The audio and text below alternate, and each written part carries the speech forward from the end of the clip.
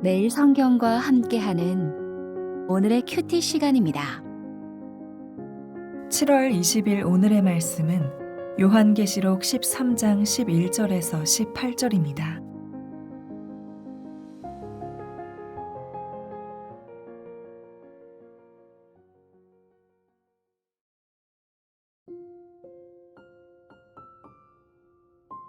내가 보매 또 다른 짐승이 땅에서 올라오니 어린 양같이 두 뿔이 있고 용처럼 말을 하더라. 그가 먼저 나온 짐승의 모든 권세를 그 앞에서 행하고 땅과 땅에 사는 자들을 처음 짐승에게 경배하게 하니 곧 죽게 되었던 상처가 나은 자니라.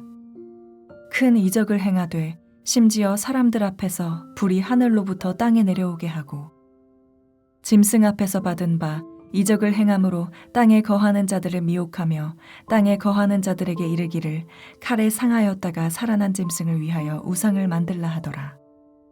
그가 권세를 받아 그 짐승의 우상에게 생기를 주어 그 짐승의 우상에게 말하게 하고 또 짐승의 우상에게 경배하지 아니하는 자는 몇이든지 다 죽이게 하더라.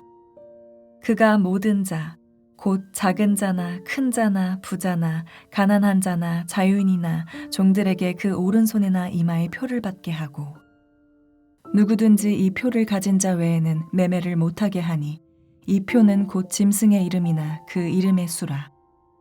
지혜가 여기 있으니 총명한 자는 그 짐승의 수를 세어보라. 그것은 사람의 수니 그의 수는 666이니라.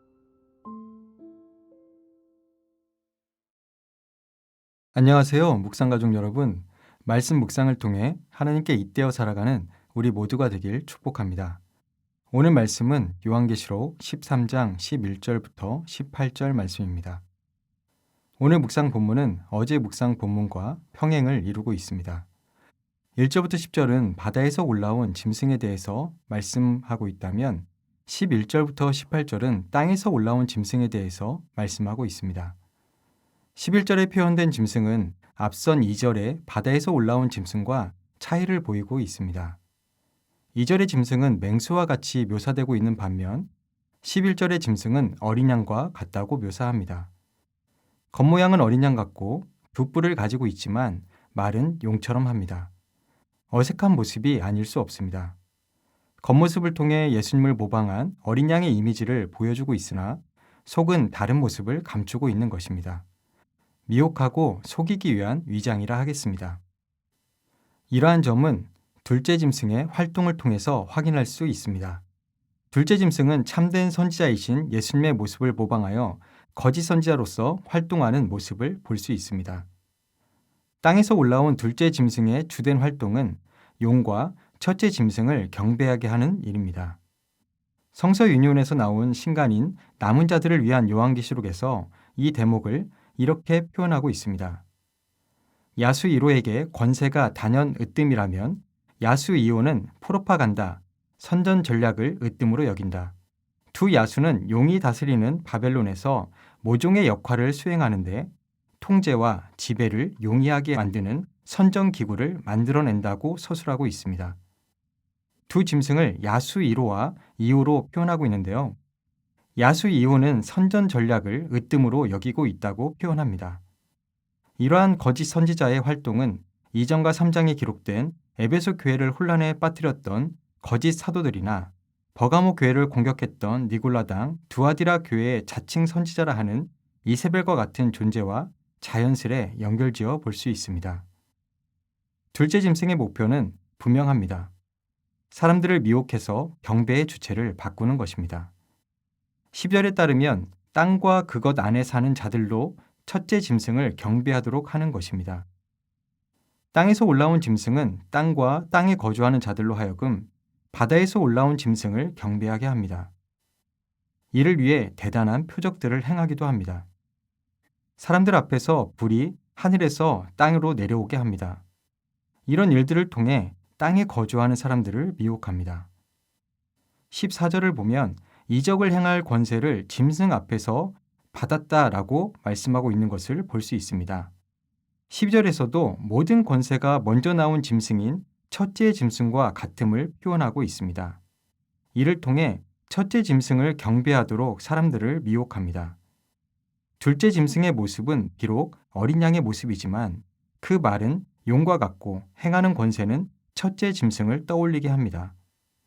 사람들은 둘째 짐승의 이적을 보며 그 너머에 있는 첫째 짐승을 바라보게 되었을 것입니다. 이렇게 둘째 짐승은 사람들을 미혹해 갑니다. 경배의 주체를 바꿔 갑니다. 15절을 보면 땅에서 올라온 짐승에게 권세가 주어져서 우상이 말하도록 하고 경배하지 않는 자는 누구든지 죽임을 당하도록 합니다. 16절은 작은 자나 큰 자나 가난한 자나 자유인이나 종들이나 다 오른손이나 이마에 표를 받게 합니다. 짐승 이름의 표식이나 짐승 이름의 숫자를 가지지 않은 자는 매매를 못하게 한다고 말합니다. 이 표는 그 이름의 수, 곧 짐승의 수라고 표현되어 있고 그 수가 666이라고 표현하고 있습니다. 보통 666이라고 표현되는 이 수는 사람의 수라고 표현되어 있기에 이 부분을 사람의 이름과 연결지어 해석하는 경우들이 있습니다. 666을 해석하는 방식 중에 하나는 헬라어 알파벳을 숫자로 표기하는 방법으로 게마트리아라는 방식입니다. 이렇게 풀이할 때 가장 많은 지지를 받은 이는 네로 황제였습니다. 그러나 여기서 주목해 볼 것은 666이라는 짐승의 표가 가지는 의미는 앞서 둘째 짐승이 추구했던 그의 활동과 자연스레 연결이 되어 있습니다. 경배의 문제와 연결이 되어 있다는 점입니다. 둘째 짐승은 첫째 짐승을 경배할 것을 요구할 것이고 그 대가로 상거래를 위한 표를 줄 것이라는 점입니다. 정리하면 짐승의 표를 받는 것은 짐승 숭배와 깊이 연결되어 있다는 것입니다. 주목할 점은 짐승의 표는 자기도 모르게 받게 되는 것이 아니라는 점입니다. 짐승의 표를 받는 것과 짐승과 우상에게 경배하는 일이 함께 일어난다는 점을 15절과 16절을 통해 볼 수 있습니다.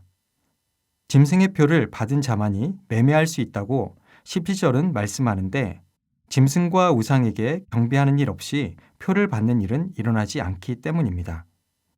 오늘 본문에서의 표는 오른손과 이마에 받는 것으로 표현되어 있습니다. 7장에서 이마에 인침을 받은 하나님의 사람들과 대비가 됩니다. 오늘 본문을 통해 누구의 표를 받을 것인가를 분명하게 보여주고 있습니다. 그래서 오늘 본문은 앞서 첫째 짐승이 등장했던 10절에 성도의 인내와 믿음을 말씀했던 것처럼 18절에서 지혜와 지각을 언급하고 있습니다. 숫자를 이해하기 위해서는 지혜와 지각이 필요하다는 점을 보여주고 있습니다. 지혜와 지각은 악의 세력의 본질과 그 배후 세력에 대한 분별을 위해 필수적 요소라 하겠습니다.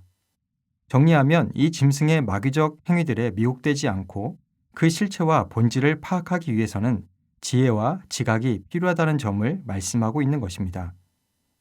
오늘 묵상 본문은 666이라는 숫자에 집중하고 있지 않습니다. 지혜를 통해 세상을 분별할 것을 도전하고 있습니다. 우리가 직면하는 세상 가운데 경배의 주체를 바르게 설정하고 있는지를 돌아보게 합니다. 이마의 인침을 받을 하나님의 종들처럼 경배의 주체를 바르게 설정하고 지혜와 지각을 통해 분별하며 살아갈 것을 촉구하고 있습니다.